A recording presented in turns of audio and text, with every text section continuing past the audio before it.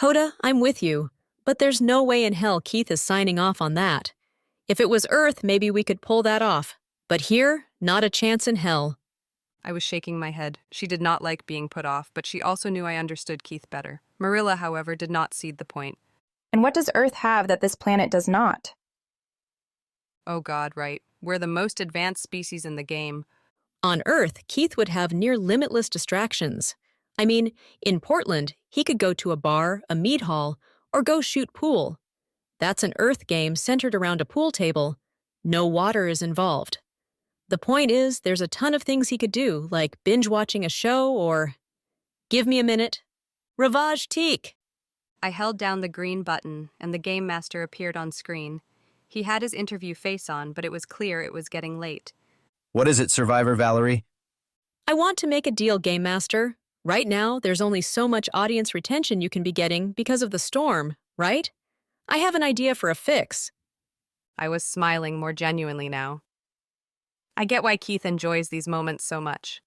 Ravage Tick pretty much knew he wouldn't like the next bit, but cameras were on. And how is that you would accomplish that? You remember when we had our movie night? He was a little surprised since the request seemed far more benign than these things went with Keith. I do remember it, and it did entertain our home audiences. You wish to do another one? I worry that we might exhaust your Earth movies. I cracked laughing. We literally make hundreds, if not thousands of movies every year, and that leaves out all of our television shows, sports shows, and other entertainment media. His mouth went a little agape, and then he checked with the display unit to his side to confirm that I wasn't lying to him or inflating the numbers. Emperor, be merciful. How do you all even have the time for this much?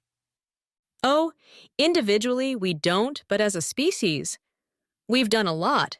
We could run every program with no repeats 24/7 and still be showing you new shows in a decade.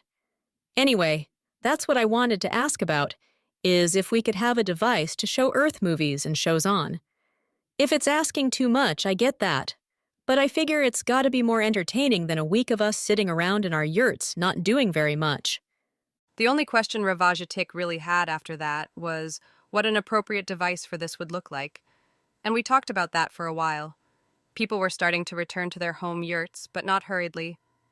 Hoda got up to go check on Keith while I finished up with Ravajatik and passed out hot broth for everyone since no one was quite okay after the whole thing. Eventually, I was mostly by myself and headed back to the yurt. Sigh.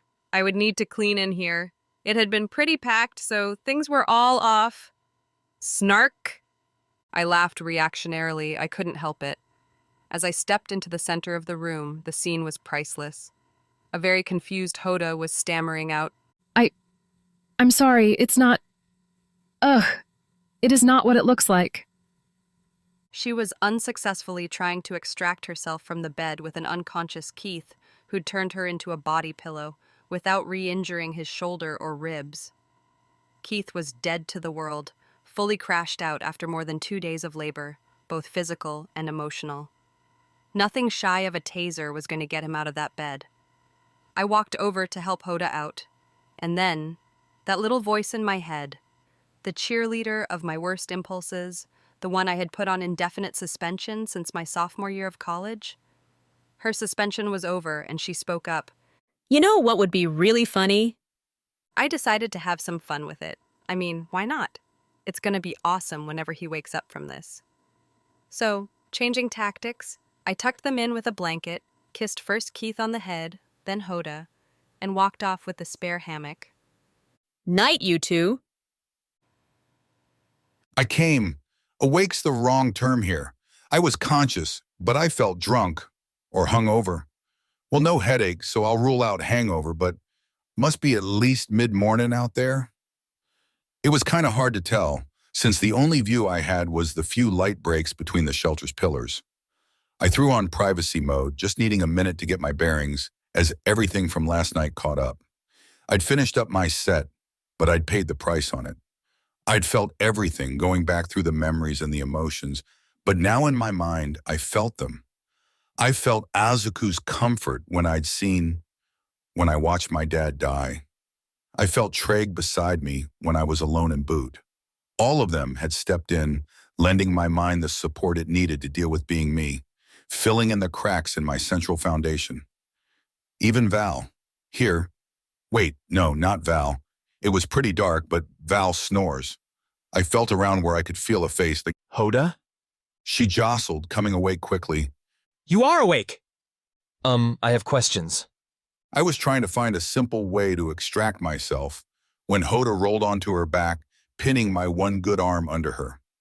Clearly, she was not ready for me to exit the bed. I couldn't see her face, but I could feel the grin. You said something last night the translators could not decipher and pulled me into bed with you. You were asleep before I could get out. Oh God, Val. She didn't shift to let me up, catching hold of my shirt. Val already knows. She saw it, laughed at me, and then covered us with a blanket. She kissed us both on the head like children and informed me it was night. Stay. It was the last point that got me. I was too used to people having a very take it or leave it attitude with me, more than willing to walk away at any given point. I settled back in and stayed there with Hoda until my stomach informed me I desperately needed to eat. Don't get me wrong, hun, but I'm kinda starving. Hoda got herself up. Then we eat. I got up as well, staggered a little bit as I came upright and ended up steadying myself on Hoda's shoulder. Then I stepped and immediately hit something with my shin. Motherfucker! I felt around, and one of the smaller tables had been moved over to sit next to the bed. On it, I could feel multiple items, one of which was my phone. It was still running, and I kicked on the flashlight. Hoda was interested. Your music device gives light. Yeah, it's more of a communication device, but we ain't got the stuff to use it for that. Still useful as hell. Though, wait, is that a remote? I picked up the device, along with a note written on one of the planks we use for writing stuff down.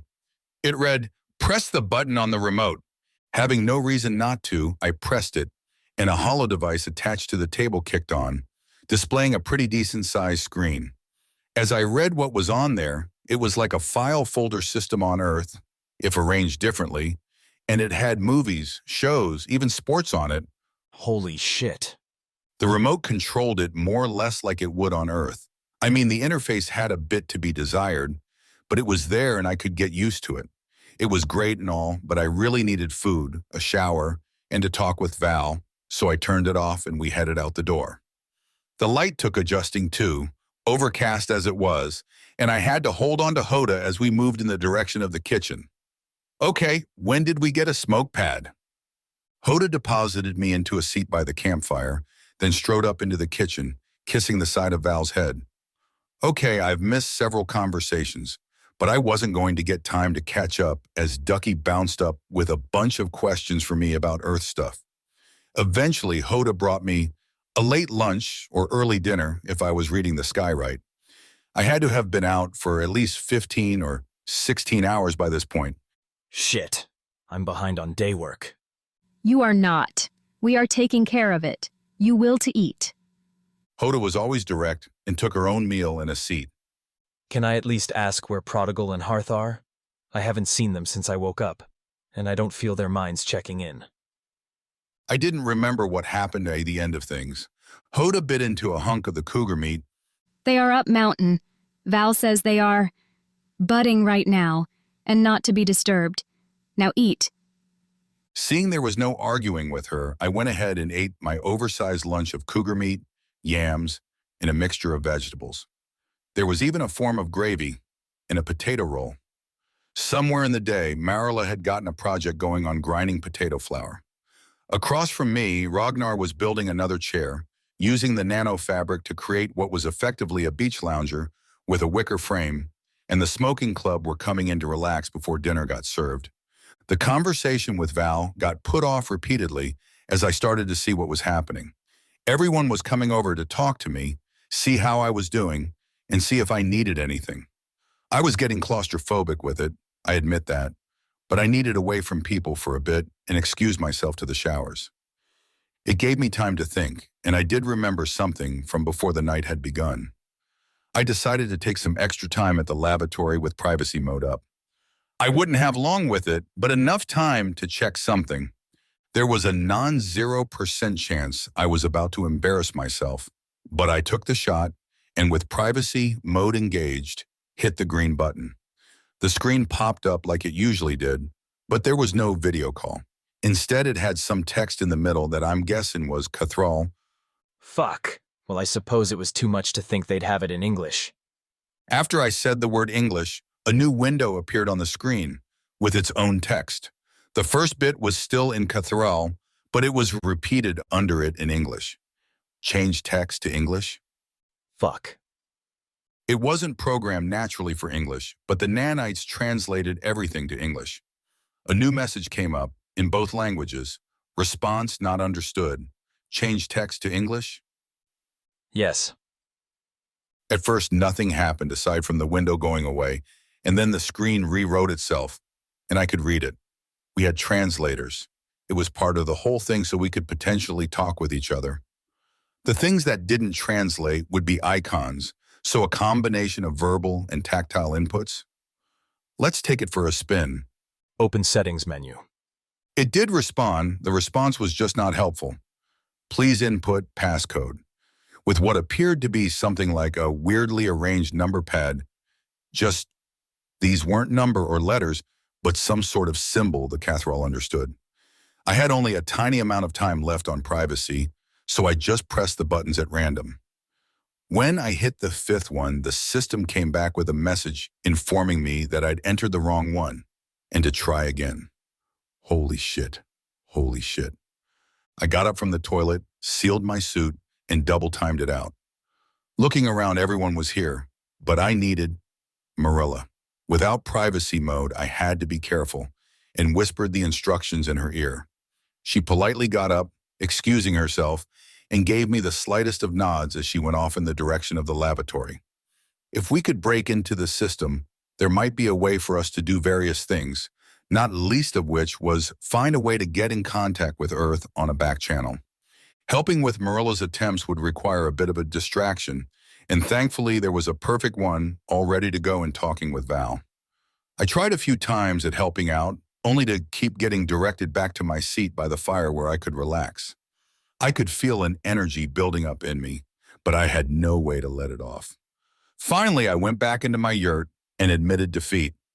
I sorted through the menus and brought up an old favorite series, Next Generation. Val was the first to come join me, grabbing a seat beside me on the bed. So I see we're willing to concede finally? I sighed sharply. Yeah, and I get it. I needed to ease off. It's just hard's all. Look about Hoda. Val held up a hand. Let's get through this as quickly as I can. I'm good with it. I like Hoda too. And it's not like we're exclusive or anything. You probably thought it was me last night since you were falling over by the time they got you to the bed. You didn't do anything wrong, and we're good. Now wait, which one is Captain Kirk?